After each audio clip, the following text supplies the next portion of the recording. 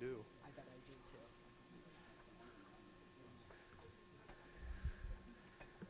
Good afternoon, everyone. Thank you very much for being here at Ridge Middle School today for this extremely important event, a kickoff to a new statewide drug prevention campaign, Start Talking. My name is Matthew Miller, Superintendent of Mentor Schools, and the district is firmly committed to participating in this new program and hoping it succeed to its fullest potential. I kind of want to go off script real quick and just thank the Mentor staff for putting everything together today on this day off, and especially the kids who are here on their day off as well. So thank you very much.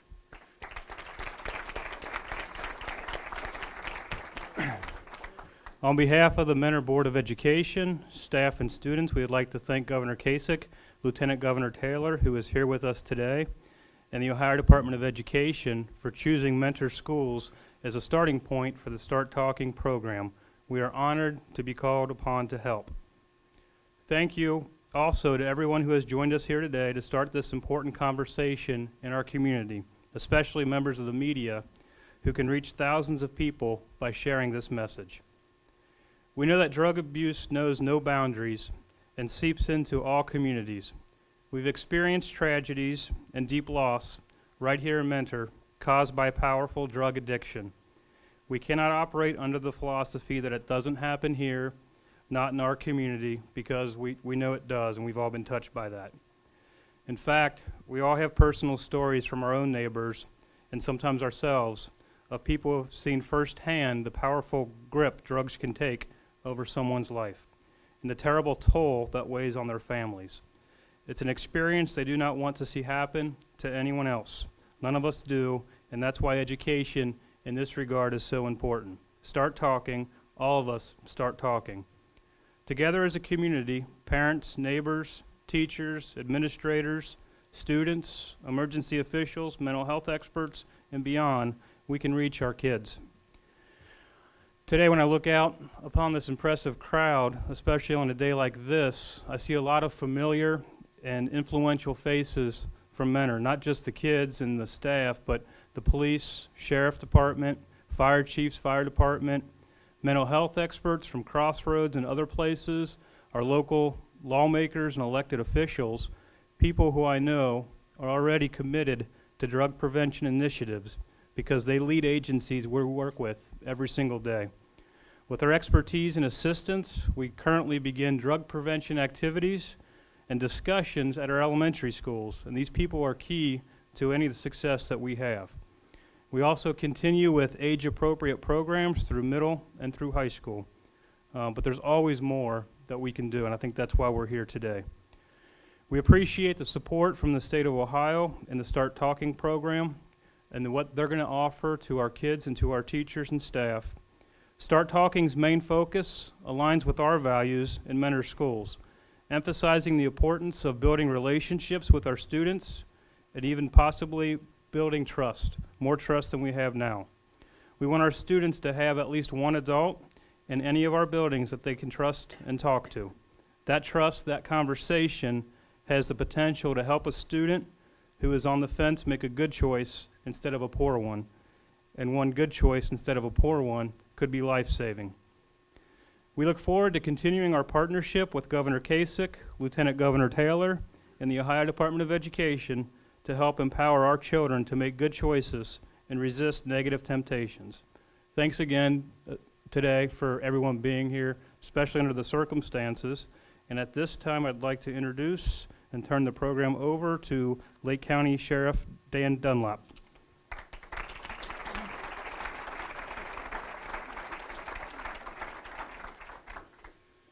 Good afternoon. It must occur to you that it's almost like we've been here before. We have the DARE program that's been out there for years. We've talked to students. We've fought the war on drugs for years now.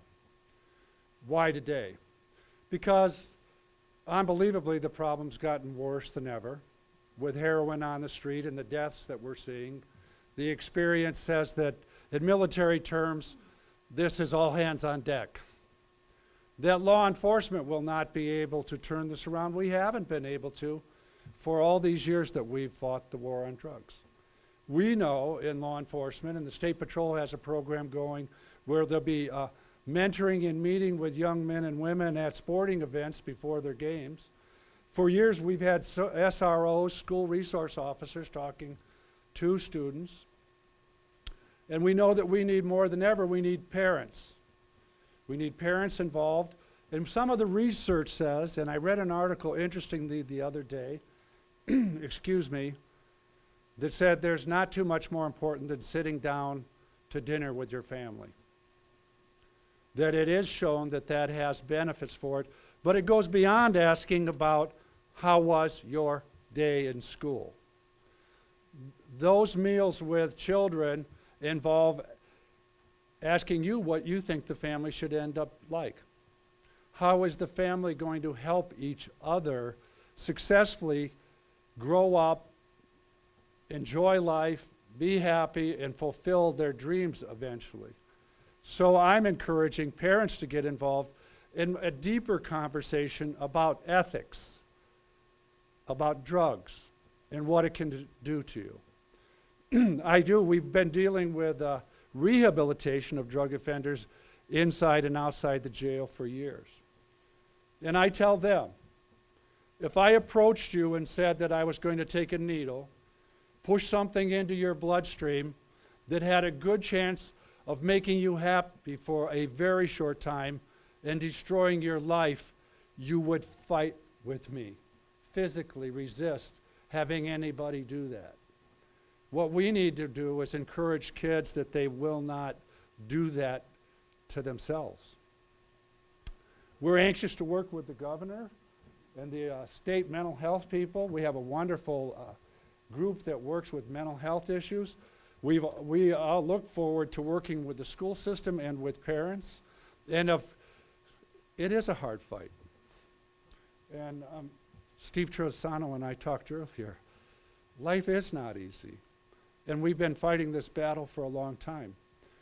But it is a time to rally the troops, to face the problems, to face them honestly and say that if we're not careful, we'll lose this generation to drugs, something that we do not want to do. And we need you young people, because it isn't just about the parents, to be honest with your parents about what's going on in school, about what's on the street, and who's approaching you about what. That has been the DARE program for a long time. So the sheriff's office and the other police agencies have talked with the Mentor police chief and others here. We look forward to getting the help from all of these other segments of society, including the governor's office, mental health, and we will have to do this together because nobody can do it alone. I'm going to introduce Steve Trevasano, who's probably one of the best known people in the state. And I told him earlier, I read in the paper about him, and it impresses me about how successful as a coach. It impresses me more about what he instills in young men that he coaches. And I've read his statements in what I would consider bitter defeat, being a runner-up and a state champion, and how he instills sportsmanship, understanding that life isn't easy, and I think he's going to fill in even more of the blanks here. It's good that you're here.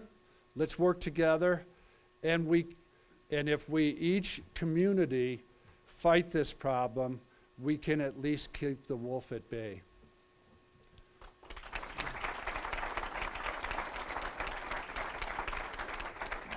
Thank you, and thanks for having me here. I've got to admit this is not going to be easy. I've probably spoken all over the state of Ohio in a lot of situations, and this one won't be easy, so bear with me as I try to get you through a story, and I could probably tell you several others as we go through it, and as some of the people in the room will know what I'm talking about.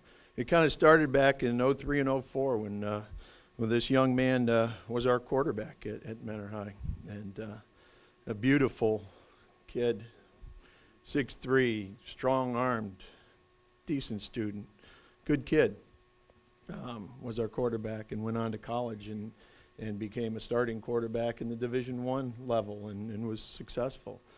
And right around, and I want to say it was right around '08, it was probably 3 years into his college career, this young man, actually to get to the story real quick, it was right after a game. It was a Friday night. We had won a game. I came home. I was sitting at home, actually in my hot tub of all things. And I'm sitting there, and my wife comes down, and she says to me, she said, you probably need to come in here. Chris just got kicked off the team. And I use his name because I've talked to his parents. So I said, what? And so we went in, and we were trying to find out the story.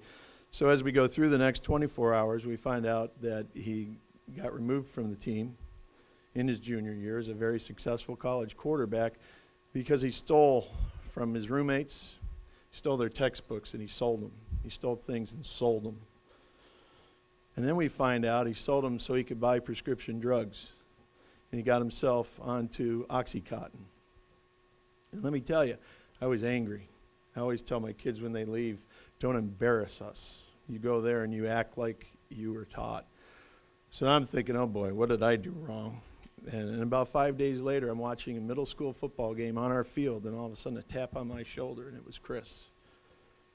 And I looked, and being the hot-blooded guy I am, I grabbed him. And I looked at him, and I said, what are you doing? And he looks at me, and he goes, and he starts crying. I go, okay, that was a little tough. So we talked, and he looked at me, and as we're standing there, and he looks, he says, Coach, you don't understand. You don't get how addicting it is. I can't stop. And at that point, I looked, and I said, okay, what are we going to do? His career's over. We got him into rehab, or I should say that his university did a good job getting him into rehab and going over a 2-year process. And I'll tell you, when I saw him that day, he didn't look good. His face was withdrawn, and he didn't look good. So over the 2 years, he continued to try to get his degree and came close and got himself in and out of rehab. And a lot of you know what rehab's like. And he comes back in the fall, and I believe it was the fall of 2011.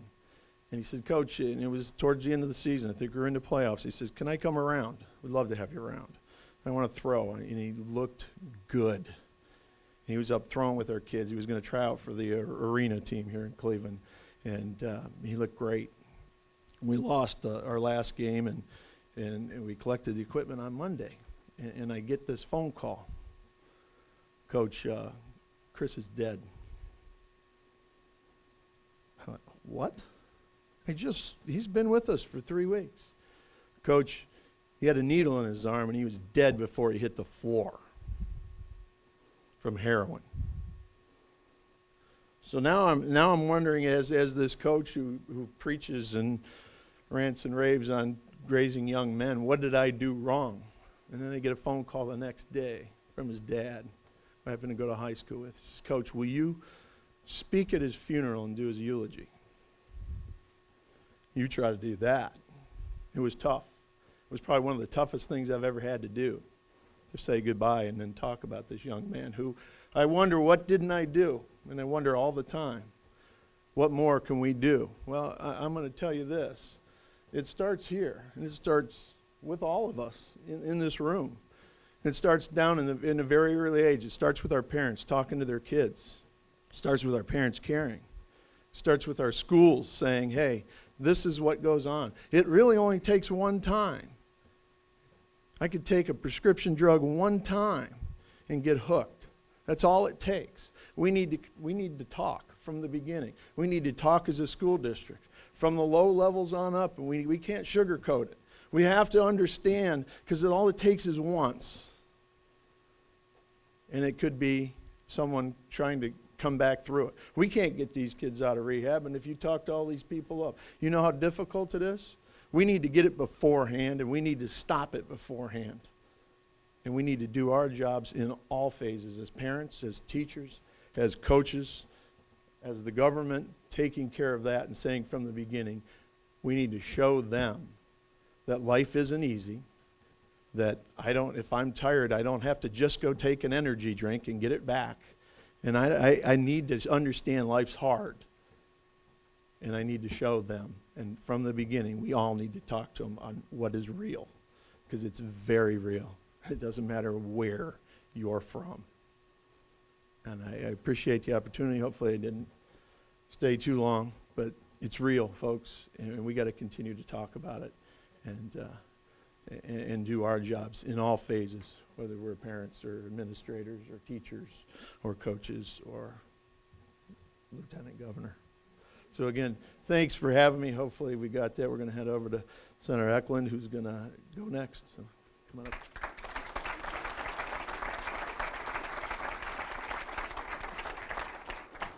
I thank you all very much for the opportunity to be here and for your coming out and showing your concern about this, this tremendous issue that we face. I've been asked to reflect a little bit on the magnitude of this problem and the benefits of early engagement, early intervention. And as I thought about the magnitude of this problem, I wondered, could we measure the magnitude of this problem by the number of people who are abusing prescription drugs and heroin and everything else, or by the number of lives that it takes, or the number of families that it disrupts, all big numbers, unfortunately, and growing. But I don't really think that that tells the true story of the magnitude of the issues that we face. The magnitude of the issue to me stems from the causes for people going down this path to perdition. What are the causes? Things like loneliness, peer pressure, ignorance, pain, physical pain, emotional pain. All of these things are causes that direct people in this unfortunate direction. And unfortunately, there's no medicine to take for them. There's no surgery you can have to get them out of your lives. So it's a very intractable problem that goes to the very root of what makes us a society, what makes life hard. Some of these things. All I can say to you is that we have at our disposal, here in our hands, here in our minds, and here in our hearts, the one thing that can be used to defeat these causes and to put them on the run. We have love. We have concern for each other. We have personal relationships with our friends, with our parents, and frankly, it goes way beyond that. It goes beyond the institutions of schools and the medical community, all of which are important, and governmental agencies, all of which are terribly important. But it goes beyond that. It goes to the care that a community has for each other. And if we can't love each other enough to take care of each other, that is a very, very large problem. But I know that we have that level of concern for each other to be able to take care of each other and reach out to each other and advance the interests of this Let's Talk program. Because look, for you, all of you out there, I know it's the case for me, there have been many times in my life when things didn't look so good, there was a real problem, it seemed like it was insolvable problems that I would have, and sometimes just talking to somebody, whether it's a friend or a parent or a sibling, suddenly the clouds go away and things become much clearer. And I believe that's a prescription, if we can apply it throughout our community with a sense of love and caring for each other, that is going to make a big difference. And I would say to you that the Start Talking program, for which we're so very grateful that the administration has come forth, applied with the great leadership of those who are leading the effort, is a great way for us to demonstrate and manifest that love and caring for each other that I believe is both the cure and the answer to this issue going forward. One of those great leaders we have here in Ohio, and one of the most purposeful people in the state of Ohio, as far as I'm concerned, is the Director of Mental Health and Addiction Services, a person who is so engaged on so many fronts, and I'm sure will advance the cause of the Let's Talk program, Tracy Plauk. Tracy?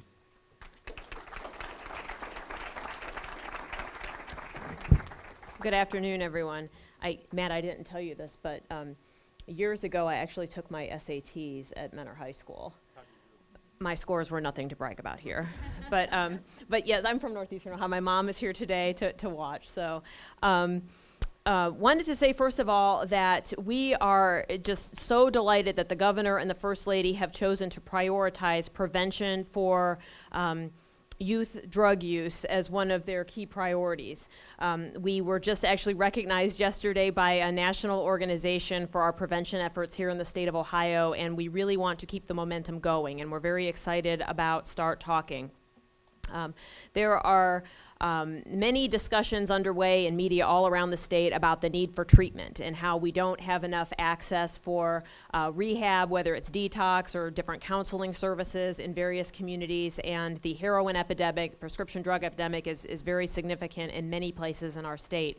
Well, in the long term, we wouldn't need as much investment in treatment if we had more investment in prevention and people, making the choice to avoid using in the first place. And so this is really a step in that direction. And we want to take the opportunity today to say that these are all very easy and voluntary strategies that you can employ in your community. And hopefully people will avail themselves of these options.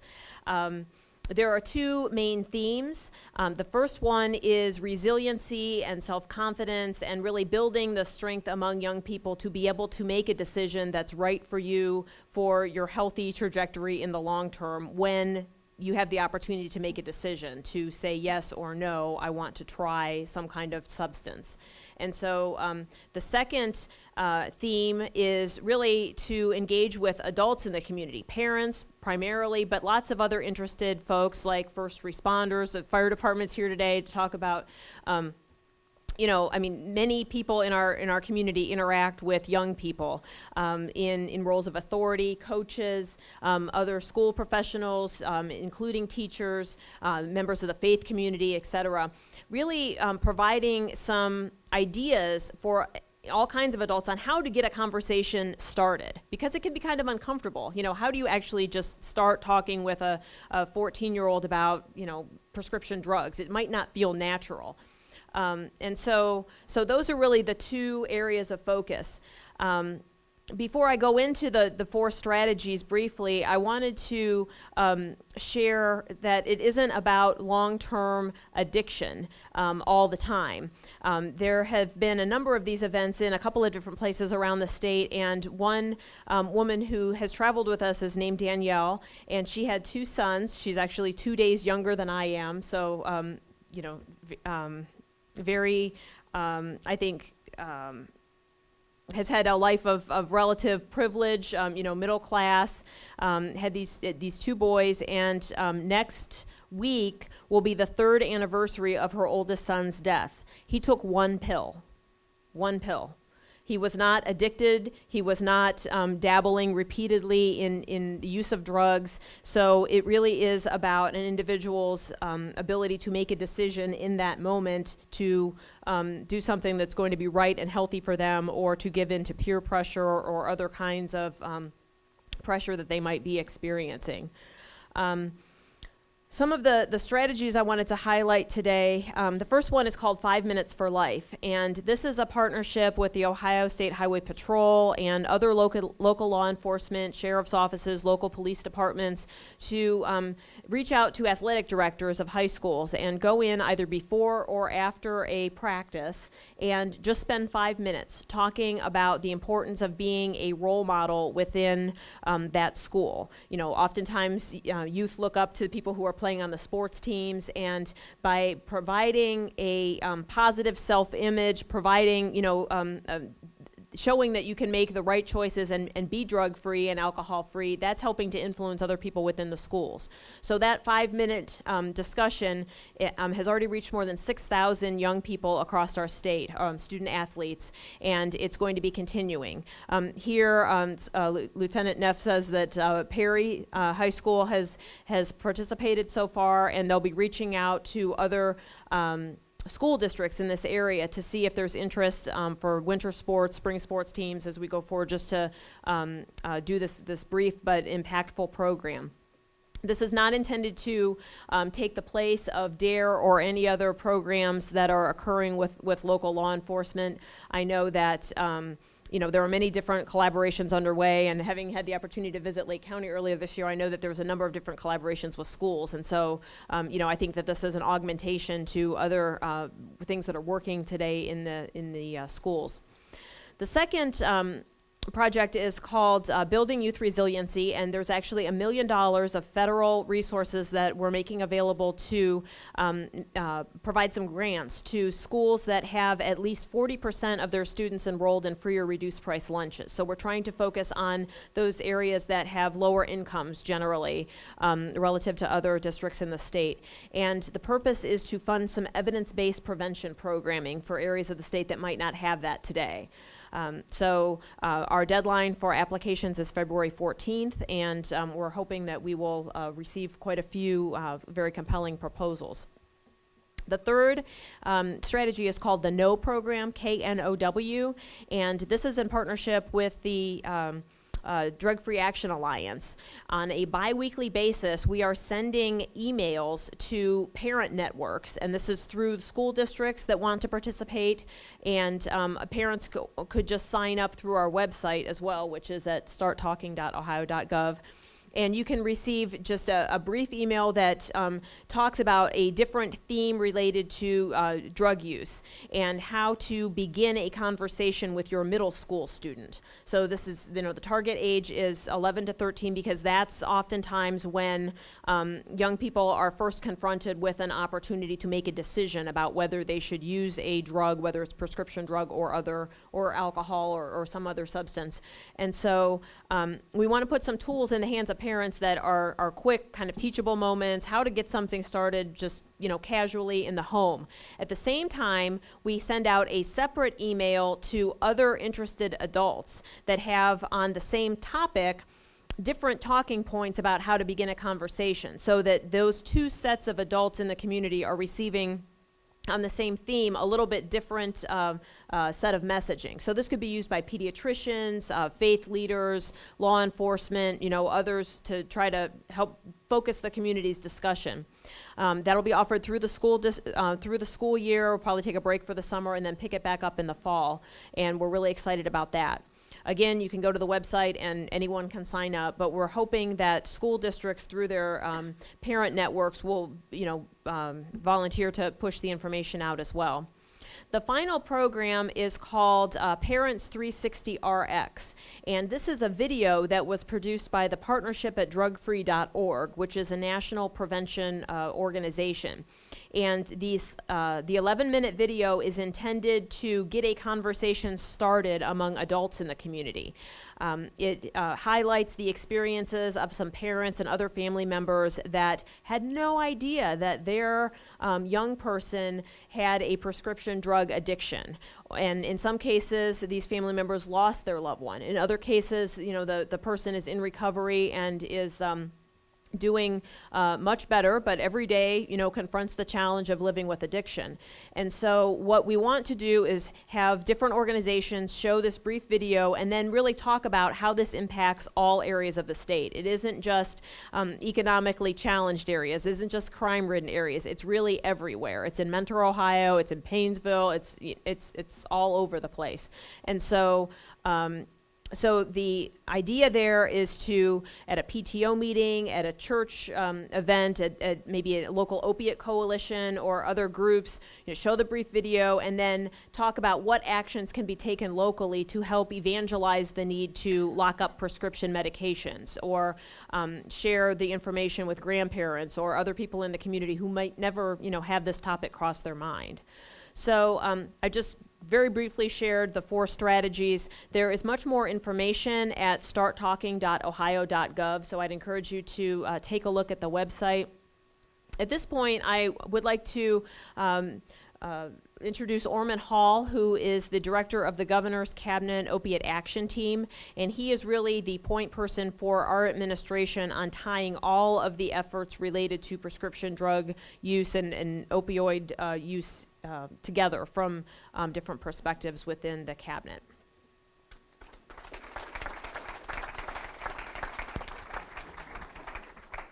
What I would like to do fairly briefly is to maybe provide some context to the story that the compelling story that the coach just relayed.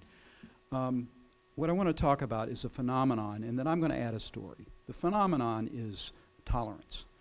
Tolerance is a dimension of addiction that almost all addictions share, but it's something that we don't talk about very often. So let's think about alcohol just for a minute. An early stage alcoholic might consume a 6-pack of beer a day. A late stage alcoholic might consume the hard liquor equivalent of a case. So that is about a 1 to 4 tolerance ratio. Now I'm going to tell you a story. And this is a story about a young man not all that dissimilar to Chris. This young man was an honor student in high school. He went to the Ohio State University to be a hard science major. He's brilliant. He is a very bright young man. He comes from a great family. So in his freshman year, he was exposed to Percocet. He and 3 of his friends would take a single Percocet and split it 4 ways, and they would snort it every other day. So he had about a $5 a day habit. Now by month 3, this young man was using a full Percocet. He had developed tolerance to, that he could consume 1 full Percocet.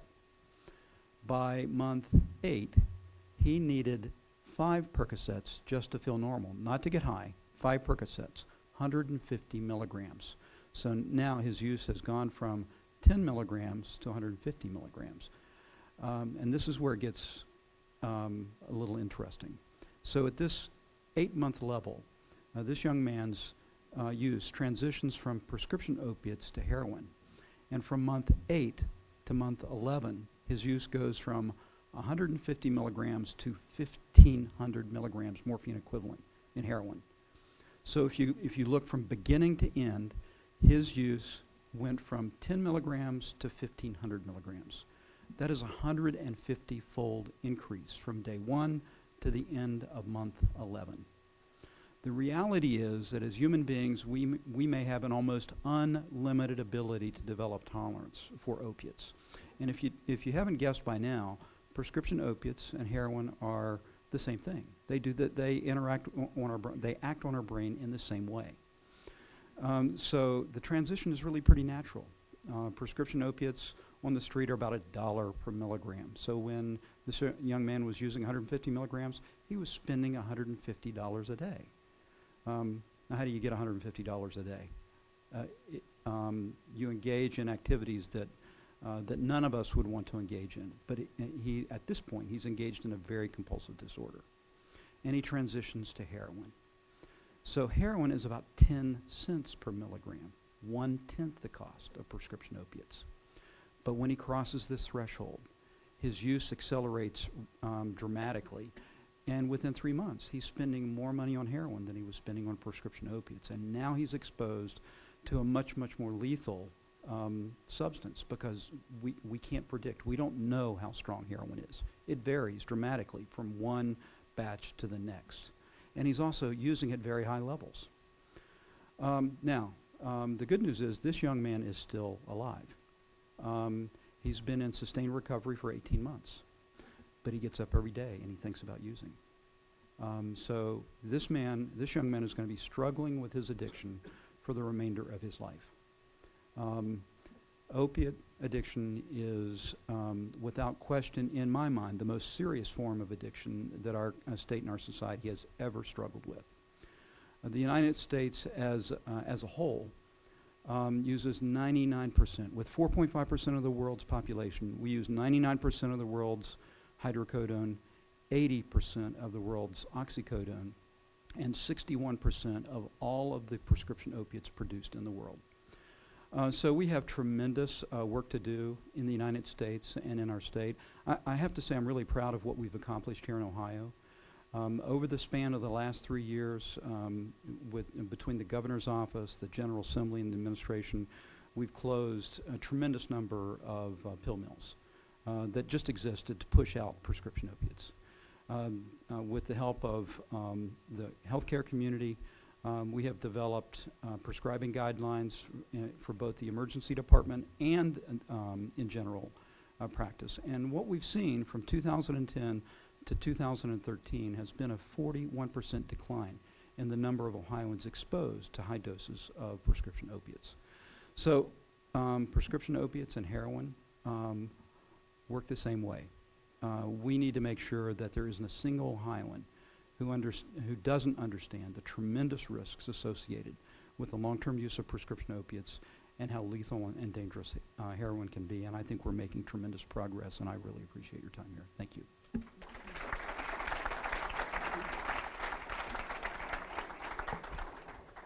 Thank you, Director Hall. At this time, it's my honor and privilege to introduce our featured speaker today, our Lieutenant Governor, Mary Taylor.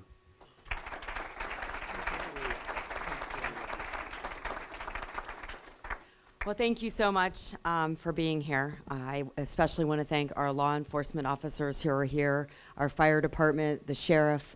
You have a real impact in a way that the rest of us don't with our youth, and we really appreciate positive impact, positive.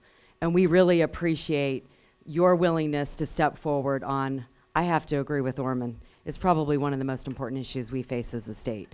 I hope you don't mind if I tell this, Orman, but, well, first of all, let me say this, and then I have a little story. Tracy Plouck and Orman Hall have done more working with this governor for mental health and drug abuse and other addiction, I'm going to say, in our history. Now, if the reporters are here and you want to go look it up, whatever. These people have done a fantastic job. They live this stuff every day. And I am thankful as your Lieutenant Governor and as a citizen of the state of Ohio and as a mom that we have these two individuals working on something so important as this that they personally care about with a governor who cares just as much. And I know Tracy's mom's here. Where's Tracy's mom? Hi, Tracy's mom. She's fantastic, and she does a great job. And you know, this doesn't happen without great people, and they're great people. So, and Orman as well. But my story about Orman, we were, early on, I think in our administration, the governor's focused on a lot of things, and he is very passionate and very purposeful about what he says and what he does.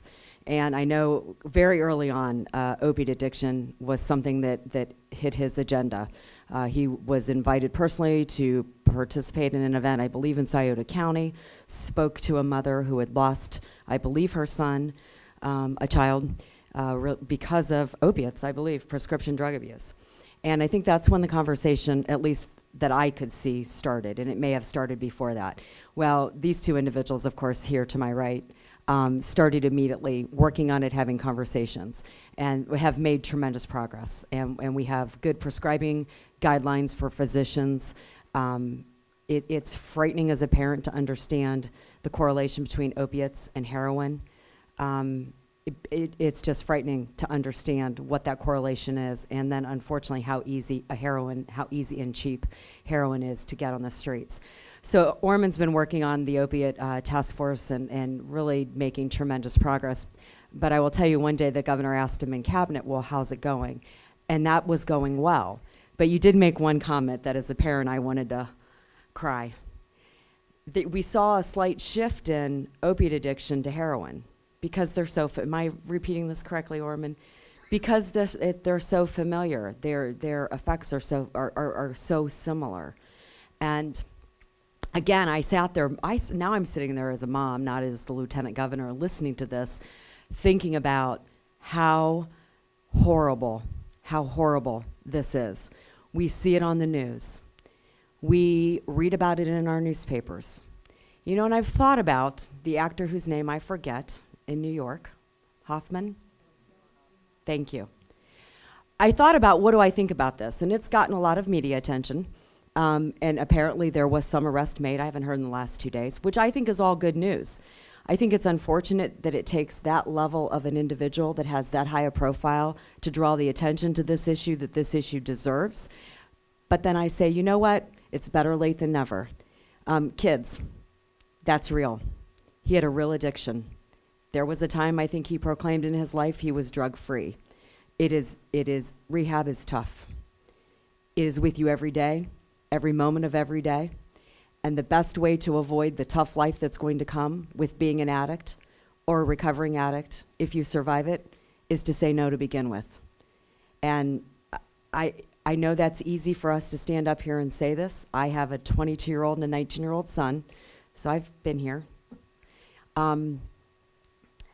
Just say no. And, you know, I'll challenge us as parents, as coaches, as teachers, as law enforcement.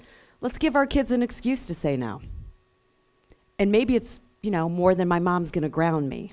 Coach, you know, I don't know what your drug testing program is, nor am I asking, and I'm not even saying you do or don't. But let's give our kids an excuse to say, you know, my coach is going to kill me if I do that. And hopefully that helps you say no if you're otherwise not certain. I want you all to be strong enough to say no. Your parents do not want to live. You do not want to live with an addiction and the rehab that follows and the life of struggle that's already been mentioned that you will live every day. One of the speakers, and I watched the video when the governor and the first lady rolled out the program, and Tracy was there. Orman, I think you were there. Orman was there. And I did watch. He already mentioned the story. Both stories have been mentioned of two individuals that that participated in that. But there was also a lady who participated whose son was addicted to, I believe it was heroin, the heroin or opiates, the first lady that spoke. I believe it was heroin. Anyway, he had been drug-free for 2 years, had been through rehab. No, it was the gentleman that spoke. Had been through rehab. He spoke at our event. He's a father. Son had been through rehab, had come out of rehab one day, and was found dead of a heroin overdose. It's a horrible tragedy to imagine as a person, as a friend, as a parent. The best way to keep it from happening is to say no to begin with, which is why Start Talking is so important. It's important that every one of us in this room, every one of us in this community can play a major part in helping these kids say no. I applaud the efforts that you've made in the past with teachers and the principal and the superintendents and the law enforcement and of course our coach. And I had tears in my eyes listening to Chris's story, as many of you probably did. I don't know Chris. I can only imagine the pain that he was feeling and that his family feels today. We don't want to go through that. So we're all in a position to influence a child, and we can save our kids one at a time. And if we get to a position where rehab is necessary, then let's be the strongest support group that kid has, that adult has, that person has. We are a community, whether it's Lake County, Mentor, the state of Ohio, Geauga County, we are a community of people who care. And I think Senator Eklund said it best. We care, we love people, we love each other, and let's really demonstrate that by starting to talk about an issue that I believe, these are my words, no statistics prove it, I don't think, and if they have, I haven't heard them, it's epidemic proportion. When the number of people are dying on our streets today in Ohio and across our country that's an epidemic to me. And the good news is we can stop it. We have to stop it. We must stop it. These kids are our future. They are going to be our next governors and state senators and school superintendents and teachers. We need them to be strong. We need them to be healthy. We need them to be successful. And we can help get them there. And dare I say, if we're successful, I think many of us will feel like it was the most important thing we've ever done in our lives. No matter what your career is, no matter who you are or what you do, to save a child's life, in my opinion, would be the most important thing I could ever do. And I thank you for being here. I thank you for participating today and in the future. Talk to people. Talk to your kids. Kids, talk to your parents. Talk to your teachers. We want you to be successful. We don't want this life for you. We do not. And as a parent, if I could, I would tie you to your bed, lock you in your room. What else will we do, parents? Lock the door and, no, turn the door handle the other way and lock it from the outside. What do you think about that one? But we can't. You're young people, and you have the ability to make a decision every day about a lot of things. Make good decisions. Don't make one horrible, bad decision that ends your life. It's not worth it. It's not worth it. We want you to be here. We want you to be successful. We want to follow your life until its natural end. Don't. Don't. And I know you're all strong enough and you won't. And we will be here to help you. Every one of us in this room, every one of us in this state will be here to help you. I thank Governor Kasich for recognizing the importance of this issue, along with the other important issues that we face as a state. But this is important. So let's get together, let's talk. And maybe someday they'll say, you know what? Ohio knows what they're doing. They got their act together. They beat a drug that is otherwise unbeatable. But we can do it. I have one last caution. I'm not a medical professional. I don't know the statistics on when and how people take prescription drugs, starting as a child or a student and then becomes addicted. I will tell you, as a parent, parents in this room, if your kids have injuries and they get prescribed prescription drugs, monitor them and then take them off immediately. Maybe don't ask them not to prescribe them to begin with. That's your choice as a parent.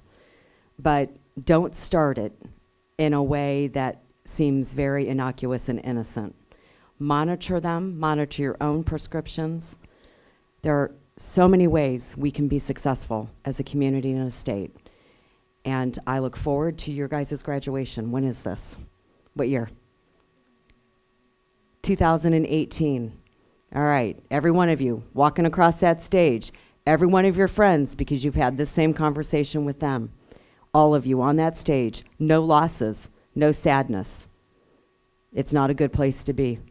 And you know what? We're going to be really proud of you for a lot of reasons, but not the least of which is you made good choices and good decisions. We're here for you. We're here with you. And you can call on any one of us anytime, especially these guys up here who are in your community every day. Thank you.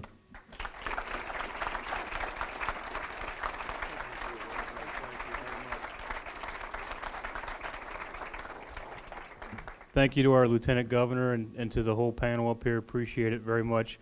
Thanks to all of you that took time out of your days to be here, whether it's work. And one really quick shout out to the students who came on their day off today. Appreciate it. And also to Mrs. Kinsey, the principal here at Ridge, and to her staff, mainly over there, for putting everything together as well. So thank you. Have a great afternoon.